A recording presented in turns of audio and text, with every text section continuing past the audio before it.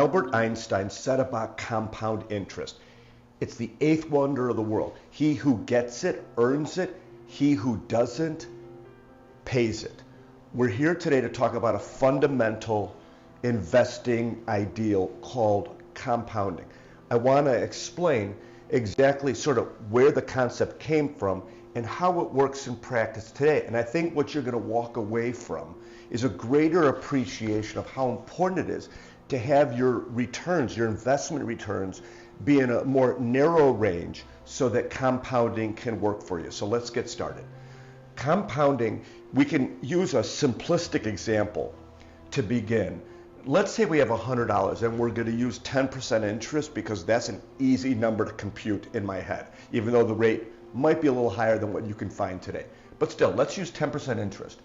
So after a year, on 10% interest on $100, you have $110. After 2 years, you have $121. That might seem weird to people. The reason you have a little extra is because the $110 grew at 10%. So we were beginning to set a foundation. And if you watch my videos and understand my thinking a little bit, certainly if you've come to my retirement class, you understand that I think that we should be setting a foundation under our assets as we age so that we can have compounding work for us a little bit. So after a year, we have $121. And the great news is that grows after a year, after another year, and now it's worth $133. So the key here is that this is not simple interest. Simple interest is a different concept. Simple interest, 10% on $100 is $10. So if something grows with simple interest, it's going to grow 10% a year on that initial value. We're growing in this scenario with compound interest, and that's what we want. But you'll notice something really important, I'm going to show you when we get over here, is that we're not losing any value here.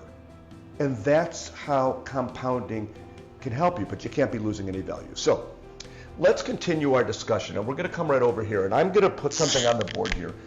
Two different scenarios. The first scenario is going to be 3.33% interest for 6 years. So we're just talking about an investment that earns 3.33% every year for 6 years.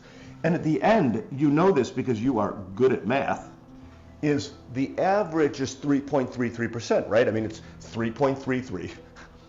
Whatever that is, divided by 6 is 3.33. Okay, so that's an easy scenario. Now, let's look at a different scenario.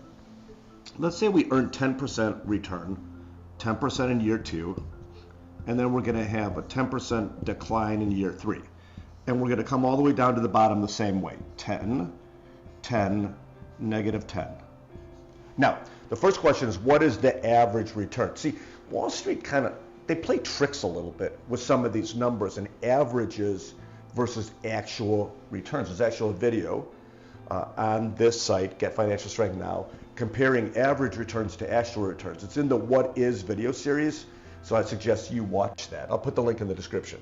So this is 10% plus 10% equals 20, less 10 is 10, divided by 3 is 3.33%, and we did this again. So this is 3.3 also. Well, would you look at that? They both have the same average rate of return after 6 years. But here's the question. Which scenario has more money in the end? Is it A? Is it B? Could it be the same? So there's the question. So here is the answer. So scenario A has 21.72% return. Scenario B has 18.59% return. So scenario A has more money than scenario B. I think that's kind of interesting. When I do this demonstration in class, people are like, what? How could that be? You had bigger returns here, but you also had money that went down. So the lesson of this video this morning is not, it's sort of the tortoise versus the hare argument. One of the things that I believe as a fiduciary investment advisor, one of the things that I believe is that you can't have the big declines because the big declines take time to recover from. So if it's the tortoise or the hare, generally speaking, the hare is going to work. And if you're in retirement, you may know something called sequence of returns risk. I'll do a separate video on that. What sequence of returns risk suggests is that when you first retire, losses early on can be quite detrimental to how your portfolio plays out and the longevity of your money. So for example, if you're retiring, let's say you're retiring right here, right? So I'll just draw a line here so we can see. Let's say you're retiring at this year right here. So if your money were to go 3.33% that year and you're starting to take out, that's one thing. If your portfolio declines by 10% and you're starting to take out, that's another thing.